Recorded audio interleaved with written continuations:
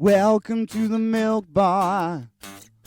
Welcome to the milk bar. Welcome to the milk bar. Welcome to the milk bar. Welcome to the milk bar.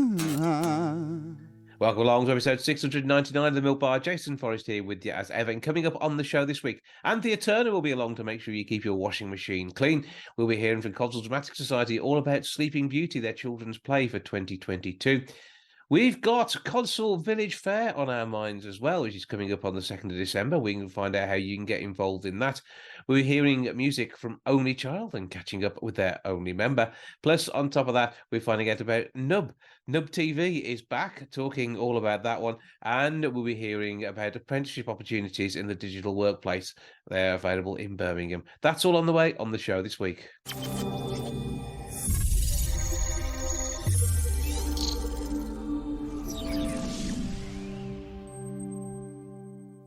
Codsall Dramatic Society return with their children's play. It all gets going on the 24th of November. It is Sleeping Beauty, and I'm joined now by 5 of the team behind the show. Hello to you all. Hello. Right, let's start with some introductions then. We'll work from your right across, please. Was that me? Yeah, that's you. Yeah, no, so I'm Nathan. I'm Jackie. So you play. Oh, I'm Nathan and I play Dogwood the elf. I'm Jackie and I play Fairy Solar. And I'm Bridget and I play Fairy Luna. Hi, I'm Tommy and I play the Prince.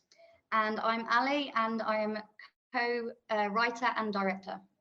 So another amazing production. The children's play is always loved by those in the village and beyond. And it's not pantomime, but it is something else very special. It's difficult to describe, isn't it? Well, we like to call it our children. However, it's also hopefully enjoyed by adults as well. With Sleeping Beauty this year, obviously a story that many people will know, but your telling of it based on your writing will be a little bit different too, won't it? Yes, you're definitely getting the general story of Sleeping Beauty, what people would recognise. But there's a few little characters in there who you may not recognise. And there's some comedic bits as well. Some goings on behind the scenes, that kind of thing. All the characters have different relationships between themselves. So especially here, Dogwood the elf. Yeah, this is it. The elf is a surprise. I wish you could say it like that, yeah. A bearded elf as well, which is intriguing. Yes. Well, in the original story, the queen who is struggling to have a baby actually has a frog, a magical frog who grants her wish. And I thought, well, let's not go with a frog. I don't think anyone wants to dress up as a frog. Let's have an elf instead. Now, we've got somebody else just appeared. Who's just joined us, please? This is the lovely Kerry, and she's playing our Sleeping Beauty. Well, there we go. And yes, Sleeping Beauty does tend to arrive at different points in the story. It has a bit of a nap as well. So it's only appropriate she turns up shortly after we start the interview. So we'll go straight to you there. What's it like being Sleeping Beauty? Tiring. But good fun nonetheless. And how is it being staged? Because I've seen these staged in the round kind of before. Yes, we're continuing with that. We always do our children's plays in the round. We just think it's nice to get the audience involved in that way. They're very close to the cast. Okay, let's meet up properly then with some more of the members there. I note that when Sleeping Beauty got to sit down, it was the Prince who gave up his chair for us. So that in character backstage as well. It works. So obviously. Obviously, Sleeping Beauty does get to have a bit of a break during the middle of the show, and Prince, obviously, you've got to rouse her. So this is something which I assume you've been preparing for in many ways. How have you got into the mindset for all of this? In the part of it, I'm very much like a teenager for most of it, and obviously I've lived through that, so I can get into that mindset quite easily. But then having to transform into the Prince, I think it's. As a male, you probably know you sometimes just got to say yes, haven't you, and agree with what you're telling you to do. So get on with it and do as you're told. That's the way we like it. Bridget, okay, go on. What's going on with you? What's happening with your part? So Fairy Luna is the head of the fairies. We've got 4 fairies, each with their own different character. They're part of the comedy with Dogwood, and Fairy Luna is in charge of them all, and she does have a pretty hard job trying to keep all the fairies in tow and stop them getting out of mischief and getting things wrong and all of that. So yeah, she's quite stressful. But you get to be bossy, which is what's fun. I do, yeah. I use my teacher voice. And last but not least, Me. So I am one of Luna's fairies, and my character is very she's very chill. She's kind of like a hippie, very Down to earth. down to earth, yeah, at one with Mother Earth. But if she even sniffs somebody picking a flower or anything like that, then she turns quite quickly. So she's very fun to play. eco-friendly as well then. Yeah, absolutely. So we're getting all sorts of messages. As we said, it's a children's play that's going to be great for the adults. I like the fact that basically you let the adults come along at kids' prices, because everyone pays the same. Hoping that they all get the same experience as well. This is it. And the adults get to be kids for the night, don't they? Yeah, absolutely. Which is always good. Now, is there a colouring competition too this year? There is a colouring competition this year. You can find it on our website, which is www.codsalldramatic.society.co.uk. And is also that the place for tickets? It is yes, you can find your tickets on our website again, or even via our ticket hotline, which is 01902 267 322. And prepare yourself for what really is the start of Christmas for so many families. It's going to be amazing to get along. Can I come again this year? Am I allowed? Of course you can, yes. That's good. I'm looking forward to it. And I love the way that you always spread the dates out as well, because it's always spread over 2 weeks, isn't it? Yes. So we're starting on the 24th, as you said, on the Thursday, through and Friday the 25th, which starts at 7:30, and then Saturday the 26th of November, which is we do a matinee, which is at 2:30, and a evening performance at 6:30. Then we go on to the next week, which we have the 1st, 2nd, and 3rd of December. The Thursday and Friday again are at 7:30 p.m. and the Saturday again matinee 2:30 and evening 6:30. Yeah, and this is all part of the brilliance of the Codsall Dramatic Society do through the year. The children's plays and that everybody looks forward to, and you get to have a great time. And although you do some serious stuff, you do some comedy stuff, this is the one where you all get to play serious fun, isn't it? Really? Oh yeah, Absolutely. Yeah. There's definitely still going to be our slapstick scene in there, so a little bit of fun and mess. As soon as that tarpaulin's out, we all know we're in for a good time. Can't get too much mess on the village hall floor, which would be. But we also know the juice is coming after that as well, so that's always good. So it's going to be brilliant. It is Codsall Dramatic Society Sleeping Beauty. It is their children's play for 2022, 24th of November through until the 3rd of December. It is a Thursday, Friday, and Saturday. So Saturday is a 6:30 and a 2:30, and then 7:30 in the evening for the other shows. Codsalldramatic.society.co.uk to get your tickets. Or once again, that box office number 01902 267322 267322. Right, you're all going to be absolutely completely mad as well, aren't you? Because you're all going to have just a brilliant giggle as you're part of it. It's going to be fab. Have a great time, break a leg, and we look forward to joining you for Sleeping Beauty. Thank you. Take care. Bye. See you soon. Bye.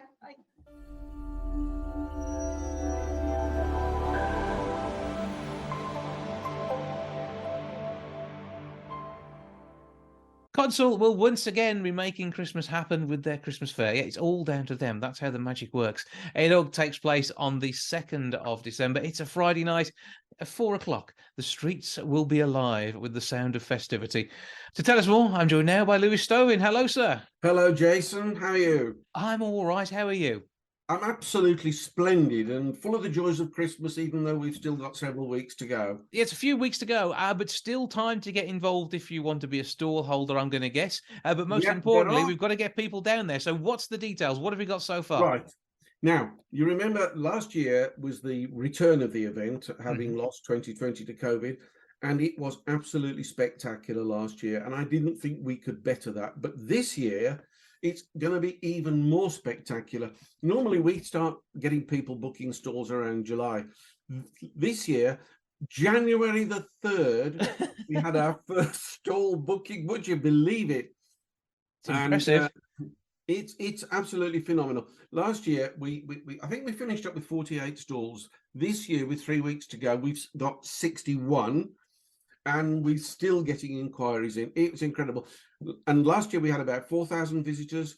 There's going to be even more this year. So if you're coming, please get there early, 4 o'clock onwards. Yeah, and I'll be down there with you from around 4 o'clock as well. We will be broadcasting live on 101.8 WCR FM.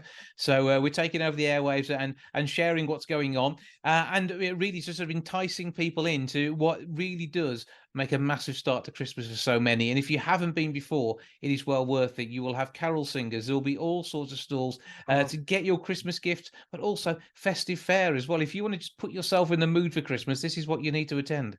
Absolutely. It's become the real go-to event in South Staffordshire at Christmas time. The support has been phenomenal. The local authorities, the shopkeepers, residents of the village, everyone's involved. It's and food. We had good food last year. This year, I met with one of my colleagues on the working group earlier this evening, and she's given me a list of the food we've got so far this year. We've got pizza, American food, Indian food, German bratwurst, samosas, steak and chips, fish and chips, pies, cheeses, donuts and pancakes. So I challenge anybody come to this fair and go home hungry. But that is on top of the fact that you've got all the wonderful pubs in the village as well that will also be having their fare and the opportunity to enjoy a sensible drink as well. Yes, absolutely. I mean, although our event actually is between 4 p.m. to 8 p.m., but the clubs and the pubs, they've all got entertainment carrying on after that. The place will be buzzing, absolutely buzzing. We've got two great bands this year. We've got a band called Lemon Twists, who are a 60s, 70s cover band, who we did have last year, and they went down so well, we've asked them to come back again. And we've got the wonderful ukulele band, which is unbelievable. These are a group of people, the average age is at least 75, and to see these people, truthfully, playing heavy rock to 40s music on ukuleles is something to behold. You really have to see it to believe it. They are so entertaining. They will also throw in a festive tune as well, won't they? That's the thing. Oh, absolutely. They play absolutely everything. I really don't know how they do it. I think they're really quite amazing. And then, of course, we've got our street entertainers. We've got a juggler and a one-wheel bike man who does the most amazing things. We call it his feats in the streets. It really is incredible. And we have our town crier, who will be bawling out what's going on all through the event. And maybe even taking a few festive messages as well to pass on. Well, he could be persuaded. He could be persuaded. He can reach up 11 feet to the top of a one-wheel bike. Yes, that is the mad bit as well, isn't it? And so the best part about this is it's just got such a warm feel about the whole place. It is community coming together and getting ready to celebrate Christmas. It really is. Everybody in the village is involved, whether it's pubs, shops, clubs, local authorities, councillors. I hope we shall see our MP there as well. It really is. Everybody takes part. We reckon, although our little working group, there's only 7 of us, but we reckon there's probably 300 people involved in the whole event. So it really brings everybody together. And of course, we've got the regulars. We've got Santa's Grotto. Come and, if you're a youngster, come and have your present from Santa. Give him your wish list. And then, of course, at 7 o'clock, we've got our community carols. Everybody can join in and have a sing-song. We've got the Salvation Army band to accompany us. So, absolutely, it's a wonderful evening and everybody should be there. But do come early because it's going to be busy. That's the thing. You do need to get down there nice and early. I'm looking forward to joining you. And hopefully we'll be in a similar position to last year and able to go around and chat with a few stall holders too. Well, I hope you do. I mean, there'll be an awful lot of people to talk to, whether they be stall holders, organisers. There'll be police officers, there's Santa, there's lots of people to talk to. Yes, absolutely. Come and talk to as many people as you can. And last year, you actually all turned out to be award winners as well. Yes, it was Staffordshire County Council gave us an award of the Volunteer Team of the Year, which we were absolutely delighted to receive. And lo and behold, we won it again this year as well. So I'm doubly honoured. Well, Lewis, it's going to be absolutely fantastic. It is the Codsall Christmas Fayre, all taking place Friday, the 2nd of December, 4 o'clock through till 8 o'clock for the fair itself, but the entertainment on until the licensing allows in the rest of the pubs and bars across the wonderful village that is Codsall. Thank you for joining us. Have a brilliant time. I look forward to seeing you, and I expect you to dress up warm and wear a Santa hat. Absolutely, Jason. You've been more than welcome, and you'll be very well looked after. You might even get a hamburger or something, Buckshire. You never know. I like that idea, though. Food always sells it. I'll see you soon. Good show.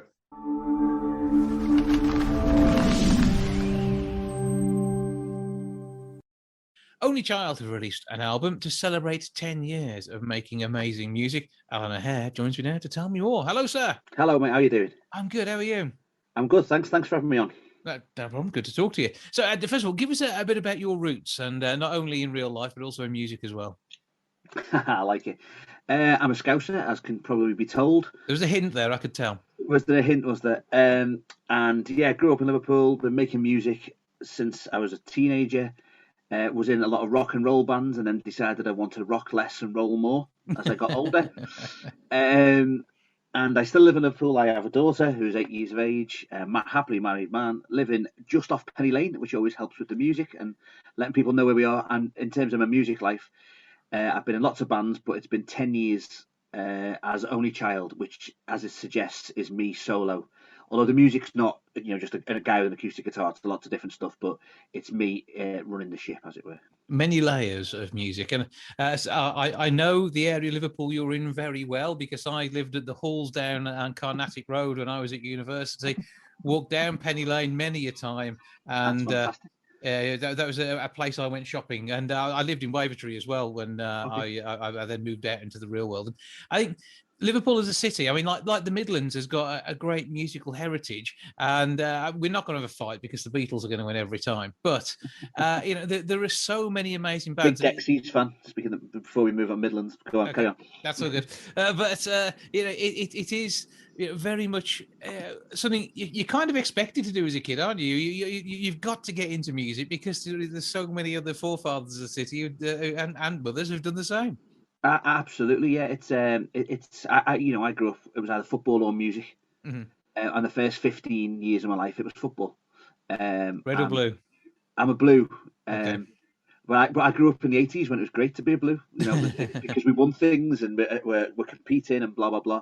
But it was football for the first 15 years of my life, and then you pick up a guitar and you play a chord, and that interests the girl next door, and the girl next door comes round, and you keep playing songs, and you discover booze, and you discover gigs, and booze and gigs and women are so much more fun than watching Everton draw 0-0. So it was football or music growing up around here, and I started with football and moved into music. But the two are combined as well. They're both kind of real big Scouse pastimes, as you say, lots of history in both, and you feel the pressure too. I remember, as I say, kind of growing up, I was lucky that the team I support, Everton, would do well in the 80s, and the other lot across the park as well, whose name we won't mention, but also doing well.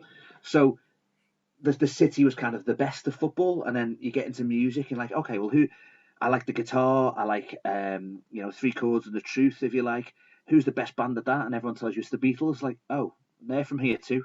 And maybe I'll get into the ballet.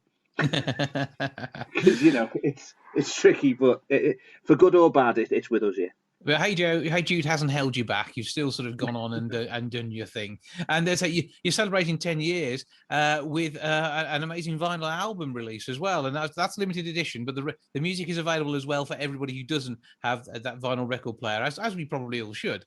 That's right. Thank you. Yeah, the vinyl's a big deal for me because kind of at the age I am, growing up making music in the noughties as well, and it was all CDs. So every album I've produced, no matter what band it is, and Only Child we're on our 4th album, various EPs before this vinyl. It's all been CDs and downloads. I'm fortunate that my audience is mostly middle-aged men who drink real ale, and they tend to buy CDs still, which is great.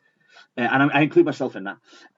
But the vinyl was a big deal for me because I'm a music fan. I'm a geek like the rest of us, and I've always it's kind of the first time in my head I feel legitimized. It's a stupid thing to say because my music's been bought by lots of people and taken into people's hearts, but it's something about having it in them grooves and holding it in your hand, that was special. And I say we put 4 records out, and the vinyl was the 10-year anniversary was a perfect time to put them together on a compilation, I think. And I think that again, it's having a tangible thing to hold. I mean, CDs are great. I mean, I probably like you grew up buying vinyl.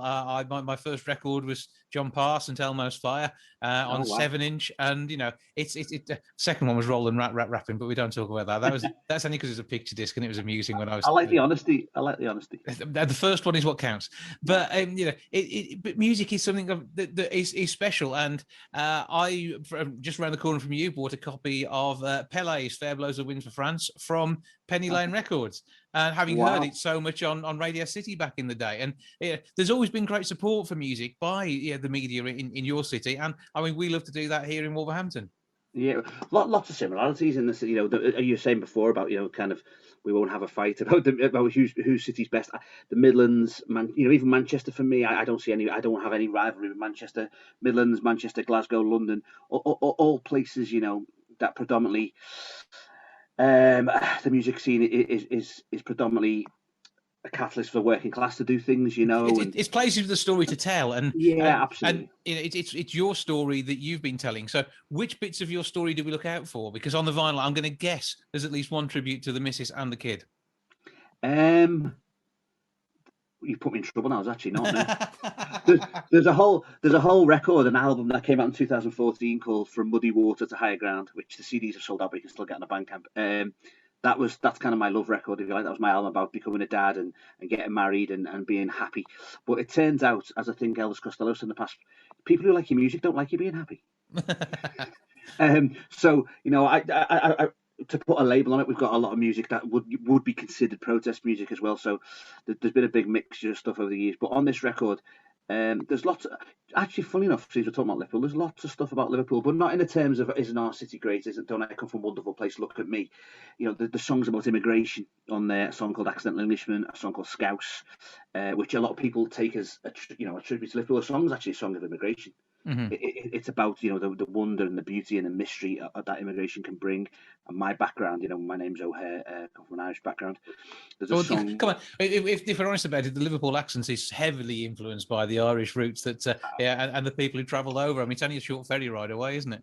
100% right. It's closer to Belfast and Dublin and London, but the song Scouse is about that. The Scouse accent only exists because of immigration, because the people from Liverpool spoke with a Lancastrian accent before an influx of Irish and Welsh.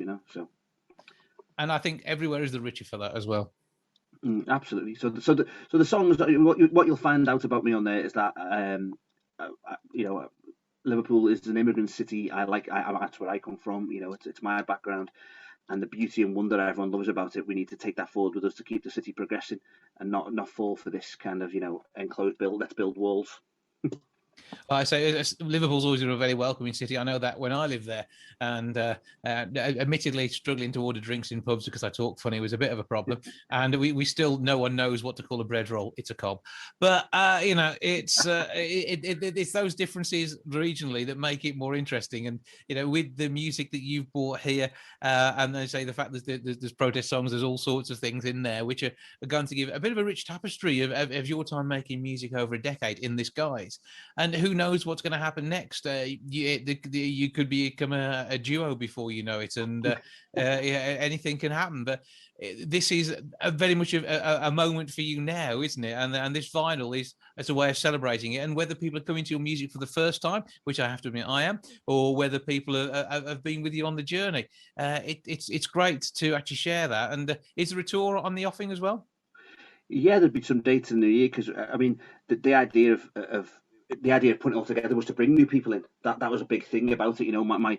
My the 4 albums as only child, I'd reached a certain level, and we do a gig every year with a string quartet here in Liverpool that we did to launch this album. And what was great about it was the new people that were there, because we put this compilation together. And I guess, to use the word best of, or greatest misses, as I like to say, it's brought new people in, by compiling the best of the work, and that's a great thing. And yeah, the new year will have lots. We've still got dates this year, but the new year will bring a bit more, because I've started the next record, so that will come with lots of dates around the place. Hopefully. You've started the next decade. That's what you've done. The next, absolutely. Absolutely. I need you for PR, Jane. It all helps. Right. So, talking of PR, where do we find you online? Bandcamp names, etc., and of course the music itself. If we want to get a physical copy. So the social media is always /Only Child Music. That's Facebook, Twitter, etc. Bandcamp, it's Only Child and the number 1. And on there, you'll be able to I say all the CD copies have gone now of everything, but you'll be able to stream if you're cheap, or download if you're not. All the albums and the vinyl itself is available from Bandcamp, onlychild1.bandcamp.com, and our Crosstown Records. So crosstownrecords.co.uk. That's a label that's been set up specifically. It's going to carry on, but set up specifically to launch this record, which I'm really, really, really proud of and feel thankful for. That is amazing. That's brilliant work. Okay, then. So are we going to listen to a song from the album? Which of the compilation tracks are we going to share? Well, I always talk about the only currency that counts as new music. So there's one new song on there that nobody would have ever heard before. It's a song called Bruce. Filmed the video for it. It'd be great to play that one. Bruce is, and I'm a big Bruce Springsteen fan. Bruce refers to Bruce Springsteen, but the song's not really about him. The song's about the things we have to cope with the daily grind. I turn to Bruce. What do you turn to? I'm on tea, to be fair. That helps me through most things, but there we go. We all have a vice. Yours is the amazing music of the boss, so that can't be too bad.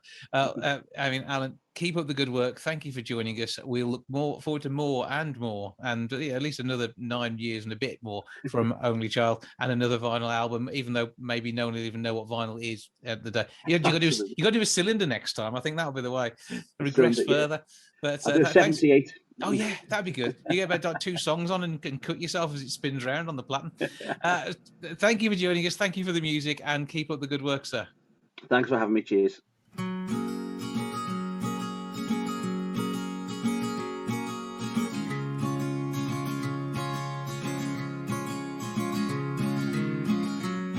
When you wake up on your own, you know how it goes.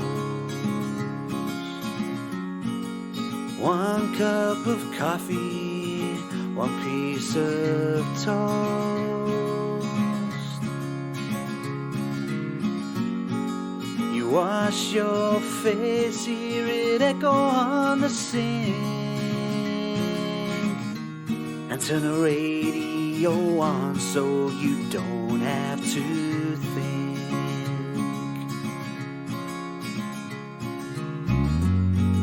The girl on the air tells you about the rain. You remember it all, so you can do the same.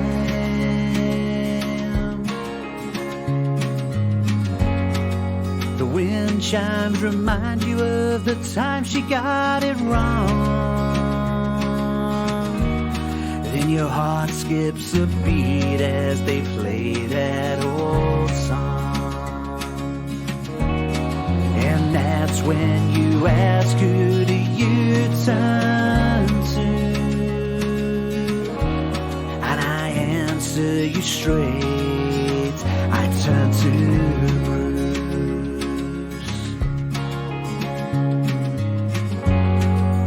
Another morning comes, you wake from a dream to an empty impression where your love used to be.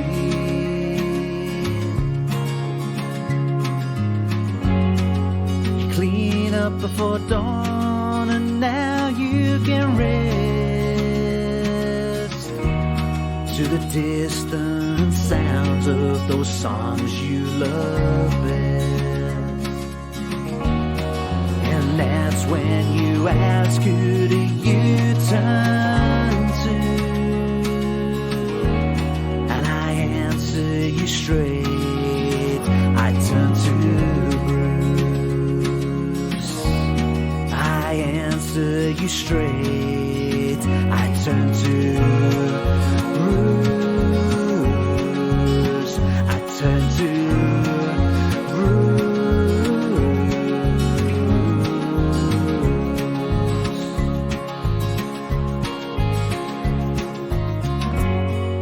Darkness is here, but the curtains stay open.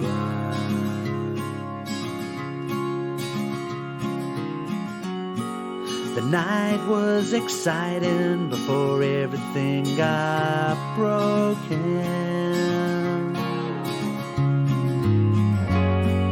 Shuffle to the fridge and make a meal for one.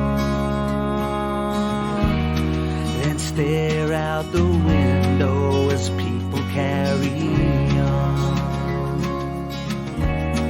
And that's when you ask, who do you turn to? And I answer you straight, I turn to Bruce.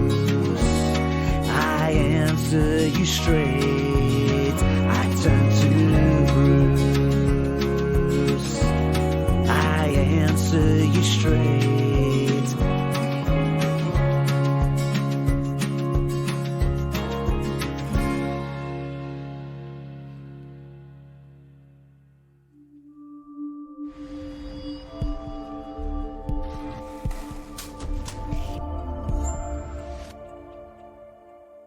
There are new apprenticeship opportunities available in Birmingham, things that you would normally only have done down in London. Nice and local, all happening in the Midlands. I have some of the apprentices with me now, and also Jess Burley to tell me more. Hello. Hello. So Thank you. explain the background first of all, because we sat here in the custard factory in Brum. So why are we here? What's going on? Well, we're here because the creative and media industries have experienced an explosive growth in digital capability requirements. And traditionally we would have done that down in London, but actually we are keen as a growing agency to recruit people from all over the country, from different backgrounds. And actually Birmingham has provided us with a brilliant location to come to, as you have an explosion of creative businesses coming here at the present time. And for this group, we have been able to also find people that typically might have thought that they needed to go to university to come into creative and media roles. But actually with this apprenticeship, you don't need to do that. You can enter straight from school, or slightly later in life, but you don't have to have a degree to come and earn and learn at a time when having the burden of cost of a university degree probably wouldn't suit you. Yeah, because basically we're looking at being able to bring people from all over the Midlands. Even into mid Wales could easily come here and not have too much travelling to do. Train in an hour and a bit in the morning and you're away. So it's accessible, which is what counts. And what sort of courses are on offer? So you talked about digital arts, and that's a wide area, isn't it? Yeah, what we're actually talking about is digital marketing writ large. So working with all of the platform players, Google, TikTok, Meta, Amazon, every platform that you would think of. But the reason that this course is so important is that having surveyed 16 to 24-year-olds, what comes out of our survey is that 85% of young people don't feel that they get the right skills from their schooling or from university degrees to be able to come into the workplace and actually contribute to the digital economy. So an opportunity to do something in an area which is growing is going to get even bigger than it is now. And as much as some people may be a little bit scared of it, it's effectively going to take over our lives in many ways. So it is important to have that skill set. And it is too easy sometimes just to be a consumer when it comes to this. And this is where the work that you'll be doing with the students, and say 4 of them we have here, that will really make a difference. Totally. And I think we should ask the guys actually we are about to ask them to see what they talk about what they've been doing, because as you rightly say, digital is no longer a segment. It's actually it's prevalent in all part of our lives. And in the agency world, the clients that we deal with, so people like Toyota or News Corp, or more locally National Express just around the corner, are all grappling with how does their business transfer into the digital economy, and how do they make money from that and grow their businesses, which is exactly what this team are all contributing to. Okay, let's work our way down the line now. If you'll hand the microphone over, we can have a chat with the first of our contestants. Sorry, the first of our apprenticeships members. So first of all, tell me your name and the name of your course. My name is Sharon and I'm part of the paid social team. And what does that mean as a starting point? How did you explain it to the family? I just explained to them that I decided to go into digital marketing. I'm still not sure what the depth of paid social is yet, but I'm starting to understand just the beginning of it yet. Like I'm working with Excel right now and just like transporting data from the platforms onto spreadsheets. So I'm working with platforms such as Facebook, Twitter, and Pinterest right now. And I just explained to my family that I'm going into digital marketing, and but they know that the future is digital, so. But it is, in some cases, though, you're using some traditional IT skills Yeah. there. You the likes of Excel, pivot tables, VLOOKUPs, and all those export fun things, CSVs, that's now your world. And it's then taking that and using it to analyse data as well, I suppose, before that, so it comes out of the social media and then goes back into it as a whole new product. Yeah, exactly. So let's move on to our next member of the team. Again, your name? Hello, yeah, I'm Cameron. I'm a part of the Amazon e-commerce team. So when it comes to Amazon and e-commerce, obviously you're looking at what people are buying, I'm going to guess, and how you're going to market to an audience there, which isn't quite captive, but it's certainly it's guiding someone who's already restrained into the right places, isn't it? Because everybody wants their bit of the pie. Yeah, absolutely. It's a particularly interesting platform to be working with Amazon, working with the various companies that have ads on Amazon, and how we kind of market and for these businesses, companies such as Skagen and Fossil and companies like that, like Diesel, various different watch companies primarily, and helping them advertise through Amazon. It's a really, really interesting thing, and it's a massive deal as well. Yeah, and in particular as well, I suppose, because they're looking at the way market trends are going, and in fashion that can move quite quickly, even in watches. So and when you're up against the likes of smartwatches as well, and seeing where that's going to be in the marketplace, you need to know who you're talking to, and again that's a sort of background that you don't always just get from the simple cookies, particularly as more and more people don't allow tracking cookies on their devices, so you have to find new ways of finding your audience. Yeah, it's fantastic. It's learning all kinds of very useful and transferable skills across multiple elements of digital marketing, which I believe we're all learning. We all have our teams, but we're all learning very transferable and very interesting skills that we can use on lots of different platforms. Things about learning about advertising and targeting and cookies and stuff like that, ways that we can effectively use the information we already have to do the best that we can with our partners and adverts and marketing and stuff like that. Okay, next in line, please. Hi, my name's Natalie and I'm on the programmatic team. So what's programmatic then? So essentially it is like using an AI to buy and sell ad space. So there's a commodity out there, and you've got to get the best for your people to get the ads in the right places. I think back in the day, they used to do it manually, but in order to get good ad spaces quickly, it'd take a lot of time to do it, and it was very repetitive. But I think using the AI, they do it in like 0.03, like something ridiculous. Seconds. But you still need to be an overview to it to interpret what the AI is reading. Yeah. So you've got a bot which goes off, looks at the world for you, buys reports ad space, back, buys ad space, and you then work out the best way to use that. But I suppose it has rules as well, which you'll need to tweak as you go along. Definitely. But I'm still the others have said, I'm still learning about the role. It's quite I know it on the surface, but in terms of getting that breadth of knowledge, I'm still trying to understand it fully, because it's something that's new as well in the digital marketing space. Because you'll need to understand what the bot's doing, so you can allow it to go off and do it and have the confidence that it's doing what you would have done had you spent 17 times longer just looking at the first 2 pages. Exactly that. So it is an exploring exercise, but equally, so you're learning digital skills, but you're learning the real side of it too. Yeah. So unless you understand the tech, you can't sort of manipulate it and move it in the direction you want. Yeah, so true. That sounds good. Okay, on to our final member of the team who's talking to us today. Your name, please? My name is Jeevan. I'm in the paid social team. So again, explain a bit more about that one.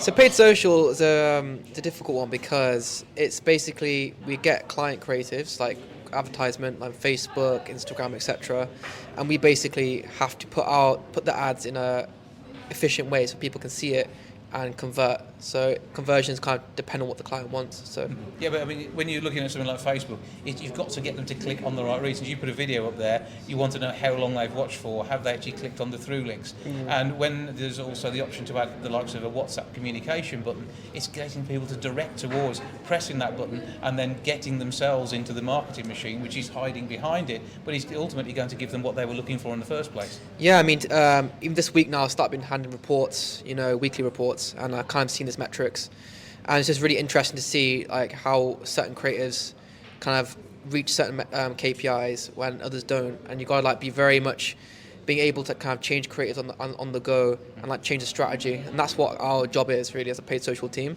is to kind of inform the client where they're going wrong and where they're going right. And well, you're counting the number of 3-second views and how many through plays, aren't you? Exactly. And that sort of level is that you've got to explain that to a client who basically just wants someone to go and buy something. Yeah, 100%. I mean, it's not, the thing is with conversions, it's not always about buying. It's actually about just like sometimes just learning about a certain page, for example, or learning about a certain product. It's not always about, that's when I first came in, I was thought the perception of conversion is buying and selling. But it's not. And it's actually quite interesting to kind of see how different companies have different objectives. Whether they're working for likes or whether it's... Yeah, exactly. And it's, like I said, I've been working on like kind of like pacing reports, just like kind of controlling and seeing how the campaign is actually, how we're buying our kind of media space. And on Facebook as well, I kind of seen, again, actual live metrics and seeing, that's what's so good about the apprenticeship as well. We're seeing actual metrics for real life clients.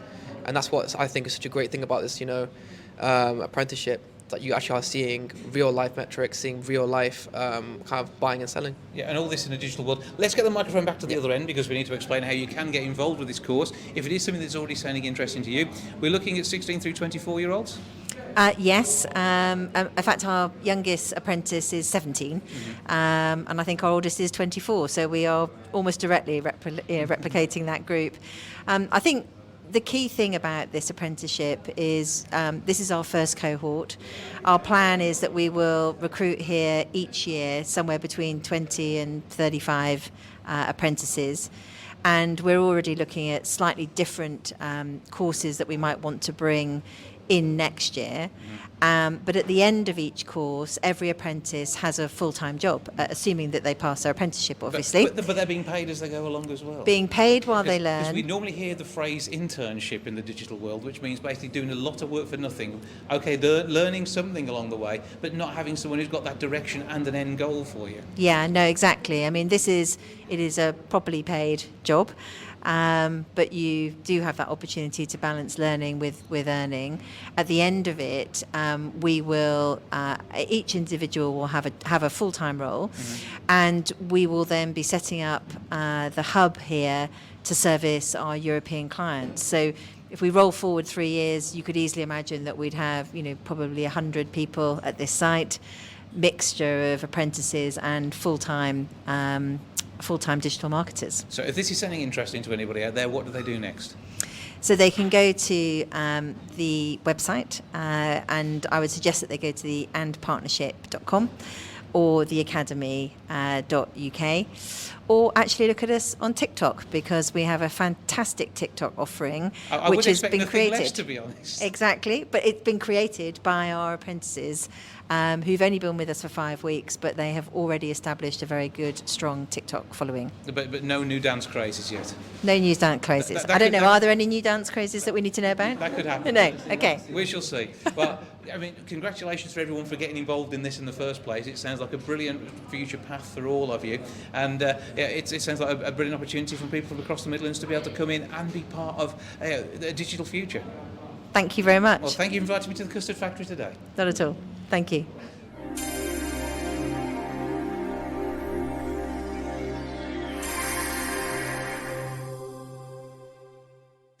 The rising cost of living is causing us to look for some interesting hacks and ways to make sure we save some cash. Somebody who's going to help us do that is Anthea Turner. Hello. Hello, Jason. So nice to be with you today. Well, good to talk to you. And I mean, you're known to me as a daredevil star of television. How come you're turning into household hacks? Oh no, I did Perfect Housewife. I'm I'm into cleaning and all these sort of things. I'm a Gemini, so all sorts of things. Whether it's jumping out of a helicopter on SAS or cleaning my carpet, cleaning my washing machine, that's me. Do you know, I think it's probably hit us all, really. And there's been some recent research that's been done by Dr. Beckman. And they're, for anybody who doesn't know who they are, they're a product cleaning company that helps us maintain and look after our homes. And they've done quite extensive research and speaking to people about what is worrying them at the moment. And obviously we have the utilities list and everything else and our mortgages going, but also then everybody starts to, even if you're just holding on there, you worry about your appliances going wrong, big ticket items which are in your home. Because if one of those goes wrong, you're into, it's like a washing machines, by the way. I don't know about you, but if there was something in your home that if it went wrong, you would completely freak out, what would it be? It's a washing machine or the cooker or even the fridge, but actually the freezer as well, because you've got all that stuff in the freezer that you've been planning to eat for the last 3 months, and now you're going to get to it when you run out of money. Which is the top of your list, though? I'm going to go washing machine because it's got some interesting mold around the inside of the door. I'm going to ask you about it in a minute. Hold on a second. You've got interesting molds. We are definitely going to tackle that. Well, listen, everybody, you and over 50% of the nation worried about big ticket items, and washing machines absolutely came out right at the very top, because if you have to replace that, it's £300 to £500. You're not going to get much. You can't get a cheap one, and that's literally the price that they are. And I think at the moment we just don't want these extra costs, so we go right the way back to basics. And if you look after your appliances, they will look after you. But I'm going to ask you this question, Jason, and because of what you've just told me, I've got a sneaky suspicion the answer you're going to give me. When was the last? Oh, by the way, how old is your washing machine? Oh, it's 5 years old. Okay, then, right. When was the last time you cleaned your drum? Well, I have used a bottle of drum cleaning stuff in the last 6 months, but it didn't have the desired effect. I need something better than the brand I won't mention. Okay, then. So, a few things that you need to do here. So, when you said you've got that mold, and is it on the seal? It's all on the just inside. I think because we wash at cooler temperatures these days, it doesn't get rid of things in the same way. So we're doing our bit for the environment, but we're growing a whole new one just on that bit of rubber. Exactly. You are, it's a whole infrastructure there that's growing there. You grow potatoes in it, as my dad would say when he told me to clean my ears. So if you imagine that what you can see, which is the crud, and it's a sort of unpleasant looking stuff, which is around the seal. Imagine what's going on inside it that you can't see because it's a sealed unit. And if you pull the tray out and you look down that sort of hole where the tray has come from, often it's a sort of grubby looking environment. Yes, and I do clean it out. I do clean that bit out, and because I found USB memory sticks and all sorts in there. But really, what you do need to do, I had a washer that lasted me for 26 years, and she went this year. She span her last spin this year, but 26 years. So she'd done me proud, and I really did look after her. And if you think once every, it depends how much you're using your washer, but I would say on an average, once every 2 months, you need to clean the washing machine out, and this is how you do it. You put it at, dare I say, 60 degrees. You have to put it at 60 degrees to start to kill a lot of the bacteria and stuff that's in there. You can use products that go inside it. And if you go to the Dr. Beckman website, which is dr-beckman.co.uk, they will give you products that will help you. They don't shy away from saying, of course, you can use white vinegar, you can put soda crystals in, but you do sometimes need something which is a little more powerful, and they do one which has a charcoal in it. And if you think of charcoal as an extractor, we put it in face masks. It can be used as a catalyst as well, can't it? So it gives a surface where you can take things away. I love you. You're enjoying this. I know, I can tell. So you do need to clean it. Now, you also need to get a cloth, and you need to get your fingers put a cloth over the top, and you've actually got to get into that seal, because if you carry on not wiping the seal, it will eventually start to disintegrate. And the problem is you can get them replaced, but somebody has to come out and do it, and that costs half the price of a washer now. So let's try and preserve the seal, and this goes for seals on dishwashers. A lot of people forget to clean around those as well, and you see these rotting seals. You end up getting rid of the dishwasher because it's such a big problem to replace it. So I would say anybody who is listening now, clean your drum. If you don't already clean it, clean your drum. Do it once every couple of months. Do it absolutely at 60 degrees. And you're right, because we have been washing at a lower temperature, but you do need to do a 60-degree wash. Now, people will say, oh, you know, it costs such a lot of money to do a 60-degree wash. Well, we looked into this, and I asked that very same question to the team at Dr. Beckman, and we looked at the numbers. And for a wash, you know, a full load, it's actually only 24p. That's for an hour at 60 degrees. So whilst you're doing that as a one-off to clean the machine, that's not a problem. If you're doing that every wash, it's going to add up. But as a do everything cool normally, and then do that to make sure that we're okay and we can clean the machine down and we don't end up with nasties living on our washing, that's the way to do it. Exactly. You should be working for Dr. Beckman. You should be there as one of their flag wavers. But you think of all the other big ticket items that we've got, you know, things that can go wrong, from fridges to, and then you look at just cleaning things. You know, it's really important. You think of carpets, flooring, upholstery. You know, if you get a mark on it, deal with it, and deal with it really quickly. Most marks, even red wine, can be removed without a trace if you deal with it straight away. You've never been known to spill red wine, though, have you? No, because it all goes down my throat. It's like people who buy these interesting bottle stops to put in red wine. You think, a bottle stop for red wine? There's never any left. Red wine is so lovely. Always drink responsibly. Always drink responsibly. Yes, absolutely. It is my favorite. Do you know the healthiest one that you can choose? Because it has polyphenols in it, which are really good for your immune system. Not obviously an entire bottle, but a couple of glasses there. But the healthiest red wine, in fact, one of the healthiest drinks you can have is Pinot Noir, because it tends to be young. It doesn't have the same sugar content that something like a Merlot has. And obviously, packed with goodness. And that's what's keeping you young, isn't it? Yeah, absolutely. So what you're going to do tonight is you're going to pick your washer on a 60 degree. You've got an hour, and you're going to open yourself a nice bottle of Pinot Noir. Around. Sounds like a brilliant way of doing it. But these tips and so much more are available online, aren't they? Yeah, they are. You know, the Dr. Beckman website is a really good website.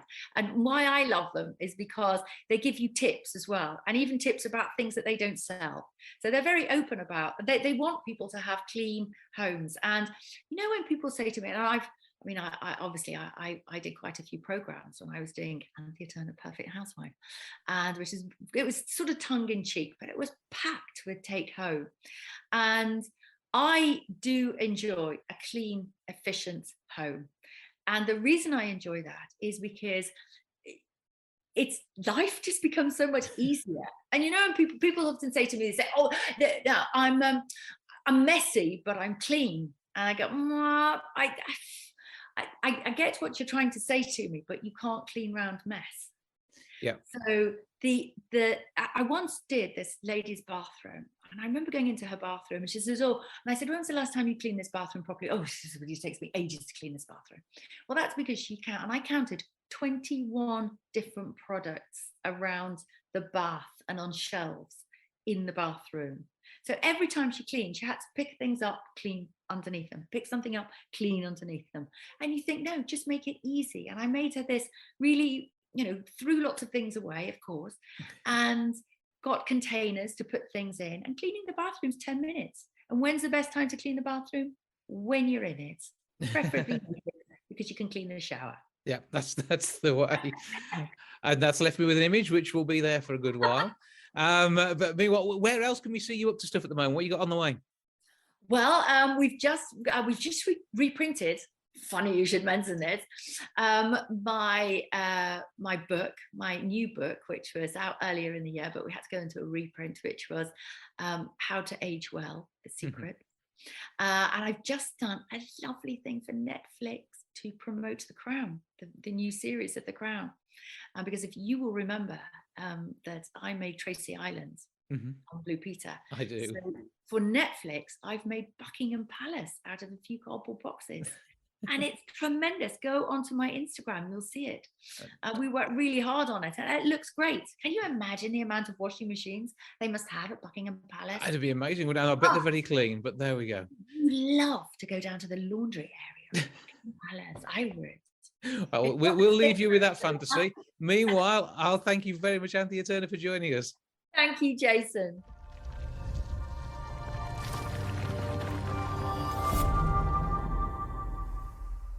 After an exceptionally successful season 1, season 2 of Nub TV has already launched on Sky Channel 186.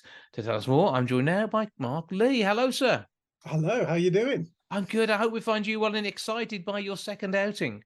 It is exciting, yeah. The first series went really well, and it seems like this year we've taken it to another level, which is great. Last time we spoke, you were really looking forward to the show. Lots of great paranormal stuff there, and some amazing music. It's a weird, eclectic mix. It's so weird they even moved the channel you're on down 4 channels since the last time we spoke. Yeah, it is quite weird, and it's got a little bit of controversy, but and this series is set to be even weirder and wilder. You'll be seeing some emerging guests who will follow up on what they told you first season, but also loads of brand new ones too. Absolutely. We've got some interesting subjects. We've got TikTok time travelers, which is a fascinating watch.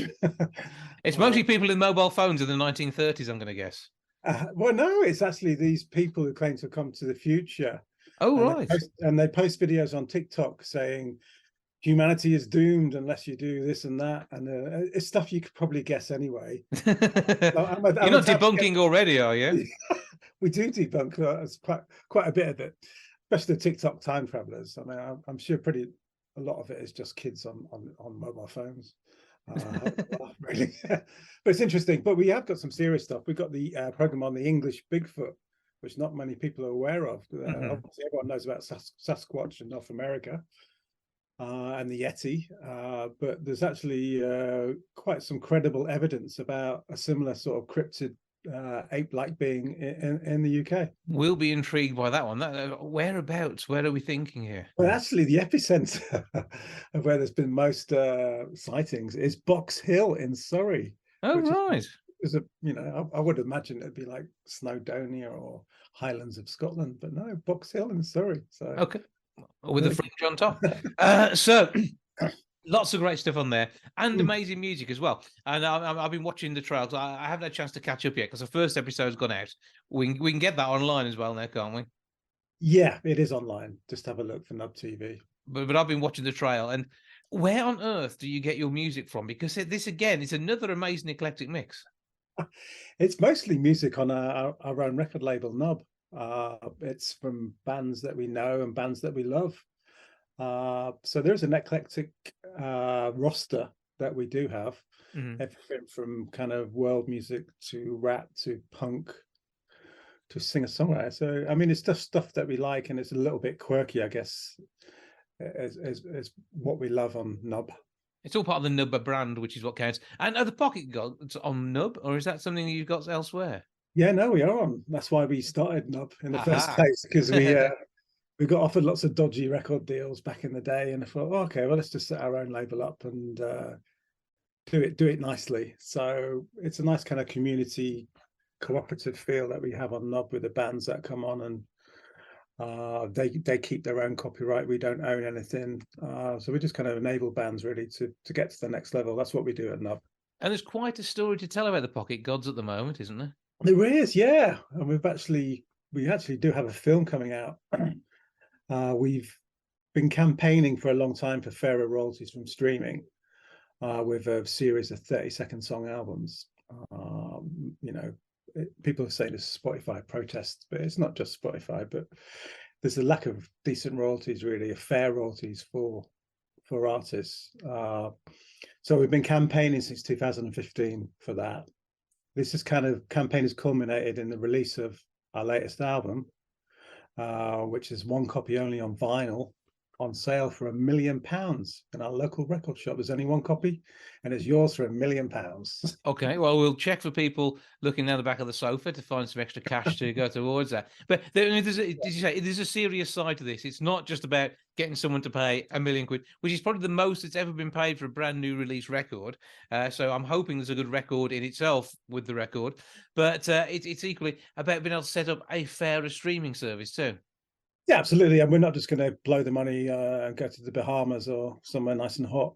We're going to use the money to invest in an ethical streaming service, like you said, which will pledge to pay artists at least 1 penny per stream, which doesn't sound much, but it's 50 times what Spotify pays. So but it also ties in with the number of times you might play a physical single when you buy it to get that sort of return. Absolutely, yeah. And we're trying to get people to value music a bit more. Because since the internet, people expect music for free or for very, very little. And music comes from somewhere. Someone creates it. Someone puts a lot of time and effort into creating it.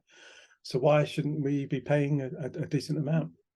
Well, yeah, I mean, particularly when you look at what we pay for even a CD. Now, you go and physically buy a CD, and it'd be less than you would have paid for it when CDs first came out in 1988. We were buying them. 83, I think it was launched, wasn't it? But certainly you'd be paying less than then, certainly less than sometimes during the 90s. Yet the fact is the currency is now worth so much more. You're probably paying about 1/3 of the price at the most that you've ever paid for something like that. Yeah, I know. And it's a real issue. I mean, the good news is Apple Music's just put up its subscription rates for the first time in about 4 years. So hopefully some of that will go towards paying artists. Fingers crossed. But yeah. we're hoping for the sale of this £1 million album. Yeah, because they take checks for that, or has it got to be cash? Well, probably bank transfers. I mean, if anyone's serious about buying it, they can go into the record shop. The record shop will then call me, and I can provide bank details, which will go into the Nub company bank account, because these, it's got to be properly done. But it's interesting because you raised the question of coming in with cash. There's a similar record that was released a couple of years back by the Wu-Tang Clan, a hip hop American collective, really, really good band. They did their final album, one copy only, for $2 million. Okay, someone bought it.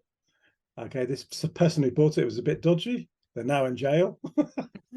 And this record is a proceed of crime. So the US government technically owns the world's most expensive record. So yeah, there you go. That sounds like a full article on Nub TV to me, that one. Yeah, not a bad idea. I like that. Yeah, we shall see. So obviously lots to talk about. So let's start getting some web details, and we'll talk channel details too. So let's start with the Pocket Gods and the music that's out there, and of course the location of that record shop to nip into with your cash. Sure, yeah, or your bank card. The Pocket Gods is thepocketgods.com. Okay, website. We're on social media. It's easy to find us.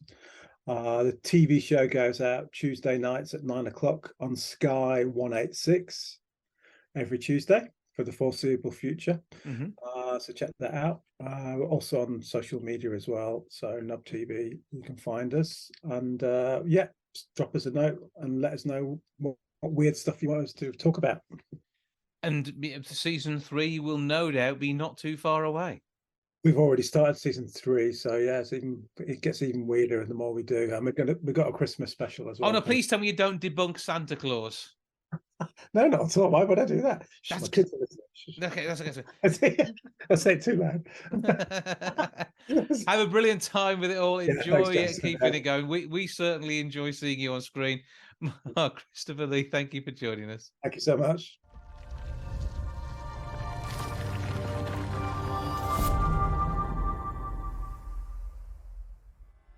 That's it all for this week. Thank you so much for joining me. Back with episode 700 next week. I'll see you then. For now. Goodbye from the milk bar. Goodbye from the milk bar.